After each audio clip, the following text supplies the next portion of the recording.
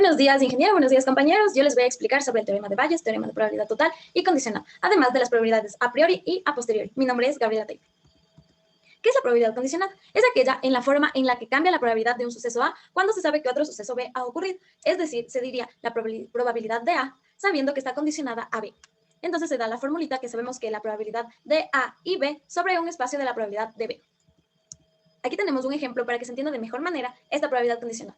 Dice, calcular la probabilidad de obtener un 6 al tirar un dado, sabiendo que salió par. Entonces aquí ya nos dan dos sucesos. El primero es que sabemos que el número es 6. El segundo que es par. Como sabemos, en un dado, el espacio favorable, el espacio de eventos totales serían 6, debido a que un dado tiene 6 caras. Entonces aquí nos dice, la probabilidad de que sea 6 y sea par, o sea, sabiendo que es par, entonces tendríamos al principio, la probabilidad de que sea 6 en un dado es un sexto, debido a que eventos favorables, 1, de que salga 6, y eventos posibles, 6, debido a las caras que se tienen en el dado.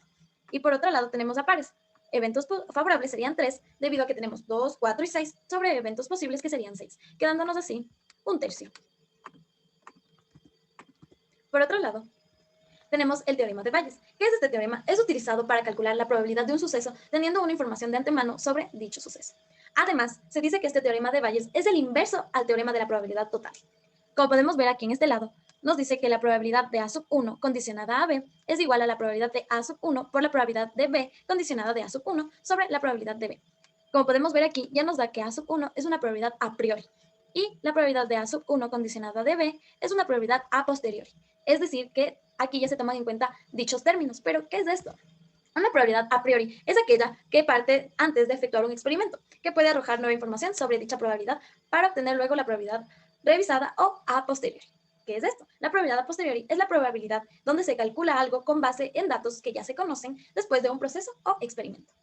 Un ejemplo para entender mejor esto es, se tienen 3 urnas, cada una de ellas contiene un número diferente de bolas blancas y bolas rojas. En la primera urna nos dice que se tiene 3 bolas blancas y 2 rojas. En la segunda urna se tiene 4 bolas blancas y 2 rojas. En la tercera urna solamente se tienen 3 bolas rojas, es decir, no tienen bolitas blancas. Ya, dice, se realiza el siguiente experimento aleatorio, que alguien elija al azar y con la misma probabilidad que de una de las 3 urnas y saque una bola. Esa es la primera parte. Entonces, de que saque una bola, sería un tercio para la primera urna, un tercio para la segunda urna y para la tercera urna, de la misma manera, un tercio.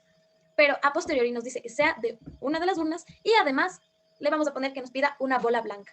Entonces, ya aquí ya viene algo condicionado y se tiene datos anteriores. Entonces, aquí sería 9 sobre 19. La segunda es probabilidad que sea de la urna 2, sabiendo que sea bola blanca, que es 10 sobre 19. Y el otro es la probabilidad que sea de la tercera urna y sea blanca. Pero en este caso no tenemos blancas, entonces sería 0. Si nos damos cuenta en la suma de a priori de un tercio más un tercio más un tercio, nos da la unidad. Y de a posteriori de 9 sobre 19 y 10 sobre 19, igual nos da la unidad. Ya, ahora, ¿qué es un teorema de probabilidad total? Es aquel que nos permite calcular la probabilidad de un suceso a partir de probabilidades condicionadas. Por ejemplo, aquí tenemos la probabilidad de B es igual a la probabilidad de A sub 1 por la probabilidad de B condicionada a A sub 1, más la probabilidad de A sub 2 por la probabilidad de B, pero está condicionada a A sub 2 y así sucesivamente. Aquí vamos a tener un ejemplo para saber cómo se utilizan estas probabilidades. Nos dice, en una población de cierta especie de cérvidos, el 43% de adultos son machos y el 57% son hembras. Si se sabe que el 11% de adultos de machos y el 4% de hembras adultas sufren de una afección ocular, se supone que se captura al azar un ejemplar adulto y se pide que A. Determinar la probabilidad de que tenga alguna afección ocular. Aquí no nos especifica si es macho o hembra. Entonces serían probabilidades totales. B. Si el ejemplar capturado padeciera de alguna afección ocular, ¿cuál sería la probabilidad de que fuera macho? Aquí ya nos dice algo que ya habíamos calculado, digamos, en el A, que es afección ocular, pero ya nos da una condición de que este tiene que ser macho.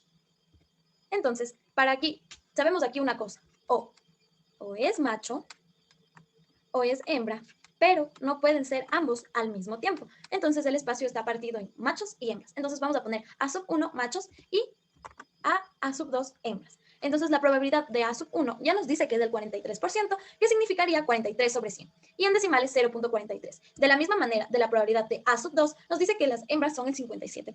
Entonces sería el 0.57. A B le vamos a poner como padece una afección ocular.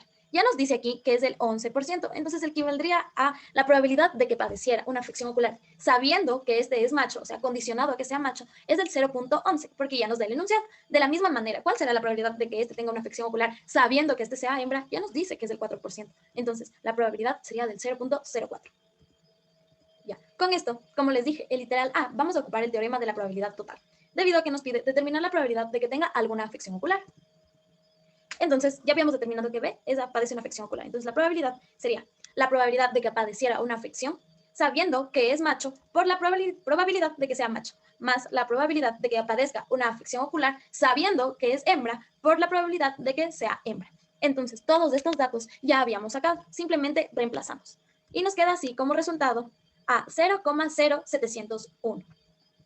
Sin embargo, para la pregunta 2 nos dice, si el ejemplar capturado padeciera de una afección ocular, ¿cuál sería la probabilidad de que éste sea macho? Entonces ya nos da una delimitación a los datos antes ya consultados. Entonces aquí ya se tiene el teorema de Bayes.